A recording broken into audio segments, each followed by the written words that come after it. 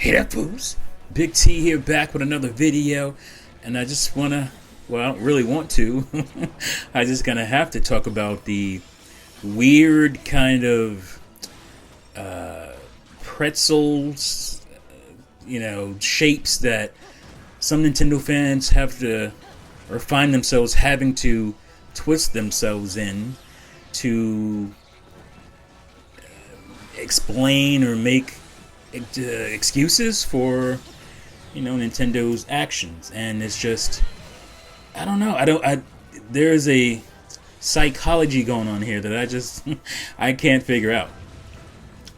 Well, basically one of the major things I've seen is recently with the Skyward Sword quote unquote remaster.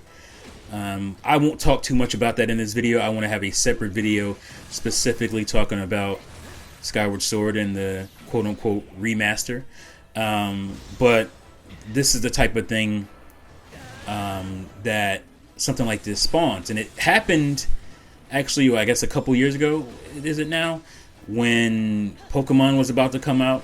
And it got revealed, and there was a whole debate in the Pokemon community and beyond about how lacking Pokemon Sword and Shield looked, how it lacked a lot of Pokemon from previous generations and whatnot. There was a lot of uproar about that, and understandably so, a lot of fans were upset about that. And people decided, because there was a lot of energy online, that meant the game wouldn't sell, as if they don't understand. There's a strong voice to be had on social media about things. That's not a good sample size of actual fans or people who just will buy it and don't even listen to that kind of stuff. I think that's the problem with actually our culture today. Because people talk about cancel culture and all this stuff. People, for whatever reason, seems to be afraid and react to what happens on Twitter or even YouTube and Instagram, social media, as if that is a sample piece, as enough sample size to be worried about when it comes to society. And that's just not the case. Most of society does not hang around on Twitter and Instagram and whatever. That's just not it. The people who do that are either business-minded people, they are influencers, YouTubers, creators, content creators, stuff like that, or they are on the side of just people who just want to, vent and talk about, whatever's going on in their lives. Not so much vent, but just talk about things that are going on with them. And then you have the subsect, not really subsect, but then you have the section of people who are kind of politically minded and motivated. And I just don't think that's just a major group of people when it comes to the world. I think we have to get off this thinking that if something goes viral, that means everybody knows about it. There's plenty of things that have gone viral, and I'm somebody who pays attention to social media. There's plenty of things that go viral that I had no idea and never heard of. But for whatever reason, companies kowtow to what's trending, as if that is again, sample size of what's going on in the world. But anyway, to get back to my point is, so when you see people get upset and whatnot on YouTube, or they make YouTube videos, or there's Twitter feeds full of people giving their disdain for something, that is still not a large sample size of the community of people. It's just not. Even if you have thousands of tweets, hundreds of videos, that's still within thousands of people. Even like, maybe it'll reach people, maybe people will like it, but even those people who like it may not agree. They may just feel a certain way at that moment, thinking, oh, whatever the person said was clever or funny, and they'll like it. That may not mean that they actually agree with their with their statement or whatever it is on Twitter or whatever their YouTube video is. They just might like the content and the way it was the way it was presented. So the thing that really annoys me is and it's usually defendos or people who feel defensive about people who feel a certain way about things. So there was a lot of backlash or whatever, and I quote quote end quote backlash on Twitter and YouTube mostly. I've seen tons of videos about Pokemon before it came out, Pokemon Sword and Shield, making fun of N64 trees and pop-in creatures and pop-in characters and towns and trees and all that kind of stuff. The lack of historically preferred Pokemon and stuff like that. This game didn't have a lot of stuff that it should have had for a company that has the kind of bank that Pokemon Company has. So it was definitely lacking. And there was all kinds of excuses. Well, they never worked on consoles and blah, like just ridiculous excuses that can be easily shot down when you talk about indie studios who've never done major releases or anything like that. Indie studios going from 2D side-scrolling games to I can't remember the name of that game right now. It's a Microsoft game. It's called The Something that's coming out. I think there's like a little black girl character that stars in it. I can't remember the name of it, but that studio used to do not Codename Steam. I'm about to say Codename Steam. The Steam World Dig games. And it's just like, look at their game now, I hope I'm right about that. But yeah, I know it's an indie studio that now making this gorgeous game for Xbox, Microsoft. So it was just all these excuses that just made no sense, right? But the thing was, people, for whatever reason, people don't even like Pokemon. They're just milquetoast Nintendo YouTubers. They didn't even care for Pokemon. They just were annoyed by, criticism of it. And that's what a lot of these dudes are. They're just annoyed by criticism of Nintendo. And they want to find a way to invalidate it. So what happened was this game, Pokemon Sword and Shield, came out and sold, gazillion copies, right? And I don't think anybody is surprised by that. Not even me. Because I was vocal against the game as well. I didn't buy it myself. But I wasn't surprised that it sold really well. This is the first console major adventure Pokemon, full-on, Pokemon game on console. And it's going to do well. It was going to do well if it wasn't that, because Pokemon is a huge franchise. But, if 1,000 people complain about it on YouTube, it's going to seem like a lot. If 1,000 people complain about it on Twitter, it will seem like a lot. Or even thousands of people, 20, 30, 40,000 people. If you're getting 40,000 likes or something like that, that's going to seem like a lot on Twitter. But Pokemon sells multi-millions of copies. Always has. Multi-millions of copies. So what that you peeled off 0.3% of fans? That's still a lot of people, but not enough to put any kind of dent in the sales of Pokemon.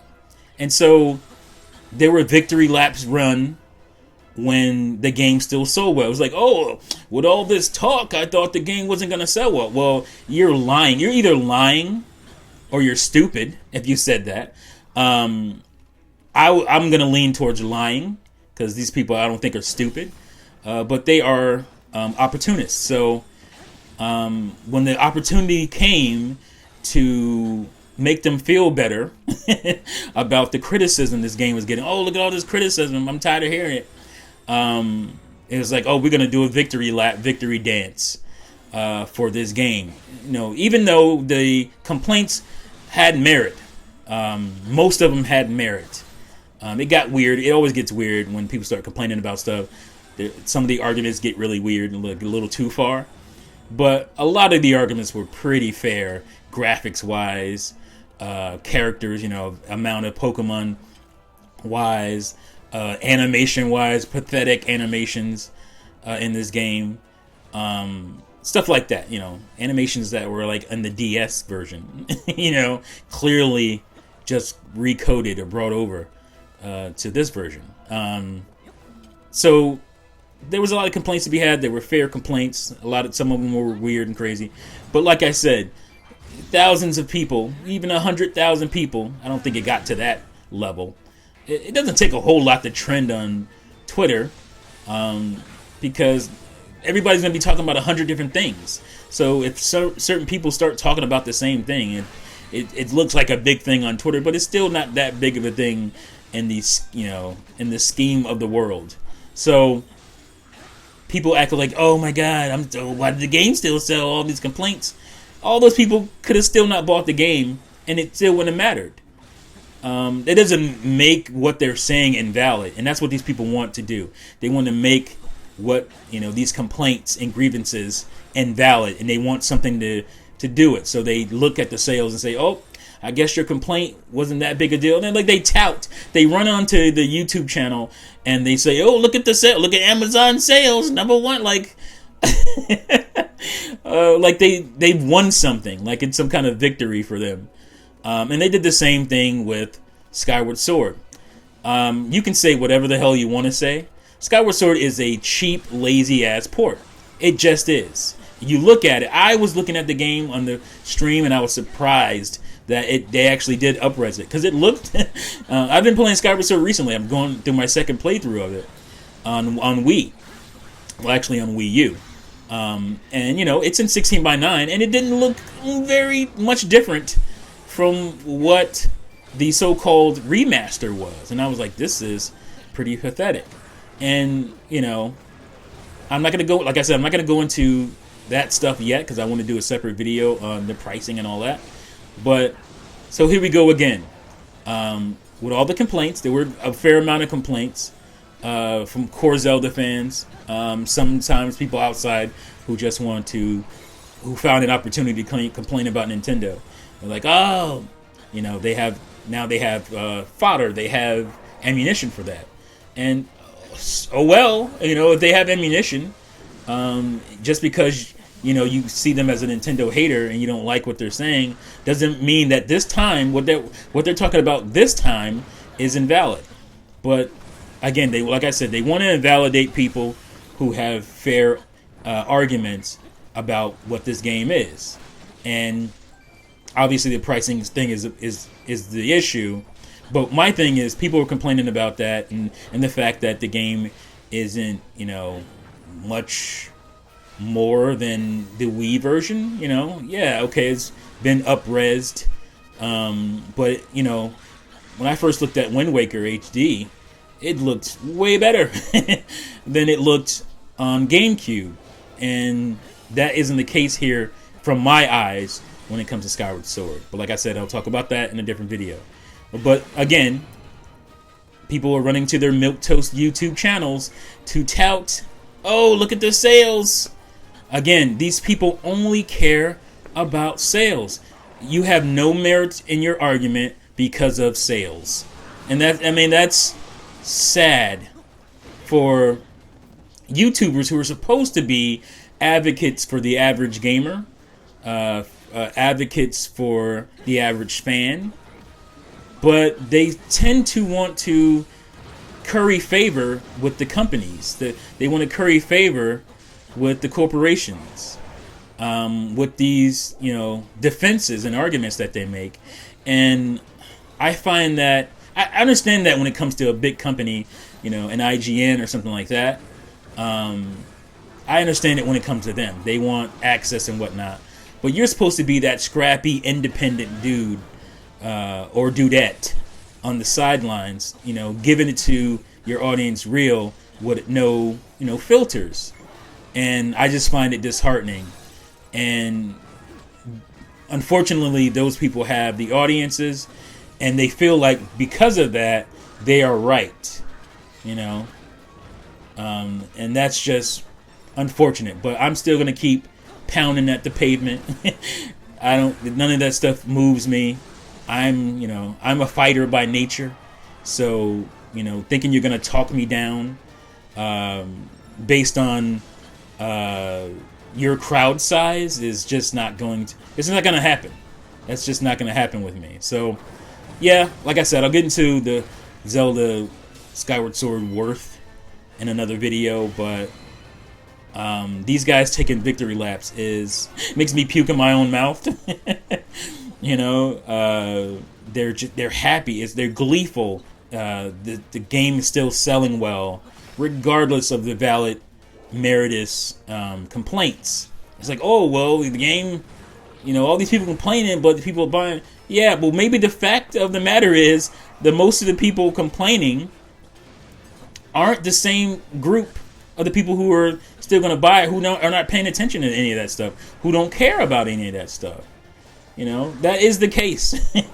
There are a large amount of people who do care, who will take to social media and talk about things.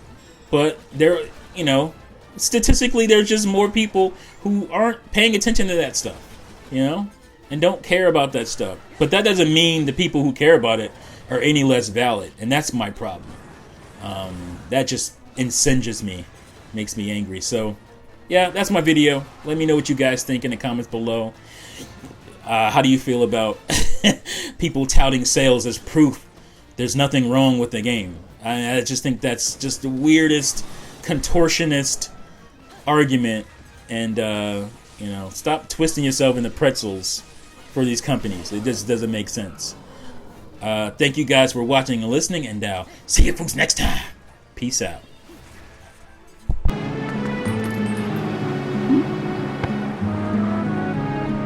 Yep.